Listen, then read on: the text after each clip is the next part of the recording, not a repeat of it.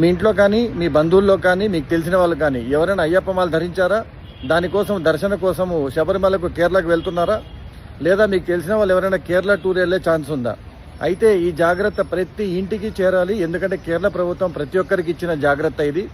మీకు తెలిసే ఉండొచ్చు, కేరళలో లాస్ట్ ఇయర్ నుండి బ్రెయిన్ ఈటింగ్ అమీబా అనేది ఒకటి ప్రబలుతుంది. చిన్నపిల్లలందరూ బావుల్లో కానీ లేకపోతే నదుల్లో కానీ స్నానం చేసినప్పుడు ఇలా ఈత కొట్టినప్పుడు వాళ్ళ బ్రెయిన్లలోకి ఆ అమీబా ఎక్కి వాళ్ళ ప్రాణాలు పోతున్నాయని చెప్పి రిపోర్ట్స్ వచ్చాయి.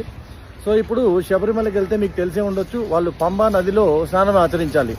సో కేరళ ప్రభుత్వం ఏం చెప్తుందంటే, ఈ బ్రెయిన్ ఈటింగ్ అమీబా అనేది ప్రతి చోట ఉంది కాబట్టి ఎవరైతే శబరిమలకి వచ్చే స్వాములు ఉన్నారో వారు పంబా నది ఖచ్చితంగా చేయాలి అనుకున్న ముక్కులోకి నీళ్లు పోకుండా జాగ్రత్త పడండి. ఎందుకంటే అమీబా ముక్కు ద్వారానే మనకి లోపలికి ఎంటర్ అవుతుంది. అలాగే ఎవరైనా కేరళ ట్రిప్కి వెళ్ళినప్పుడు వాళ్ళు ఎలాంటి ట్రీట్మెంట్ లేని స్విమ్మింగ్ పూల్స్ కానీ లేదంటే పాండ్స్ కానీ కనిపిస్తే వాటిలో దిగొద్దండి. ఎందుకంటే అన్ప్రాసెస్డ్ వాటర్ ఉన్న పూల్స్లోనే ఈ అమీబా ఉంటుంది. దీనివల్ల చాలా మంది ప్రాణాలు చిన్నపిల్లలు కోల్పోవడం జరిగింది.